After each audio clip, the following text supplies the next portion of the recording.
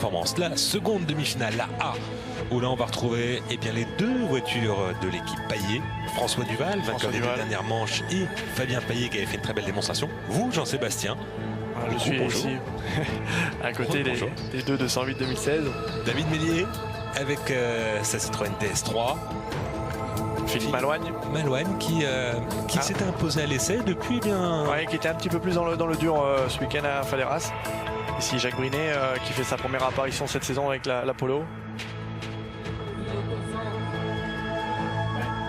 Une information, il y avait un souci au sein de l'équipe Paillet, il y avait des problèmes de différentiel sur la voiture et donc pas de frein à main. Est-ce que c'est un désavantage sur cette piste? Sur le circuit de Faleras, honnêtement, moi je n'y touchais pas. C'est pas le circuit où c'est vraiment contraignant. Bon voilà, ça fait un bon échappatoire quand même quand on peut s'en servir, mais pour le coup sur un tour normal ça ne dérangeait pas. Alors ça a été réparé, mais pas pour tout le monde. Ça a été réparé pour François Duval, mais pas pour Fabien Paillet, double champion de France de la catégorie. Et on va partir, même principe pour 6 tours de piste, un passage par le tour joker et on retient les 4 premiers pour la finale. C'est parti. Attention départ. Ça va, vous êtes bien parti. Ouais, c'est vrai, Philippe Malouagne qui se place ici à l'intérieur, mais bon, c'est bon, j'arrive à recroiser en bas. Les deux 208 sont partis devant, Fabien Paillet devant François Duval. Bon, c'est une bataille entre rallymen pour cette deuxième position, entre vous et François Duval. Mais attention à Fabien Paillet, Philippe Malouagne qui est en forme derrière vous. Au contact. On est en compagnie de François Duval.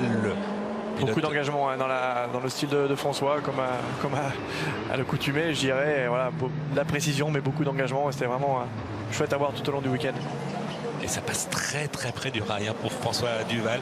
84 départs en double versé, une victoire, c'est en Australie en 2005 et 14 podiums. Fabien Paillet. Pas. Alors, Fabien Paillet qui met vraiment un très très bon rythme en début de cette demi. Moi pour ma part j'arrivais à tenir le rythme de François. Pour essayer de creuser au maximum sur Philippe Malouagne derrière. On est en compagnie du leader Fabien Paillet qui cette bagarre que vous menez avec François Duval lui profite. Il fait sa course tranquille. Voilà, nous, on a décidé de se décaler. On est rentré tout de suite dans le tour joker pour essayer justement de se décaler.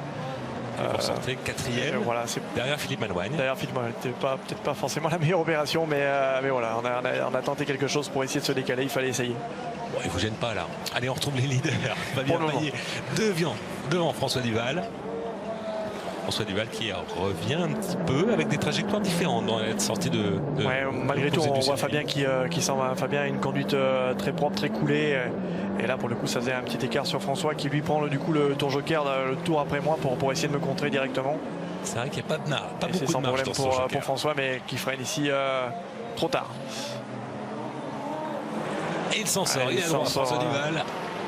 Il garde le contrôle de sa voiture. Nous sommes dans le dernier tour. Le leader, Fabien Paillet, doit effectuer son passage par le tour joker. On le retrouve ici à l'écran.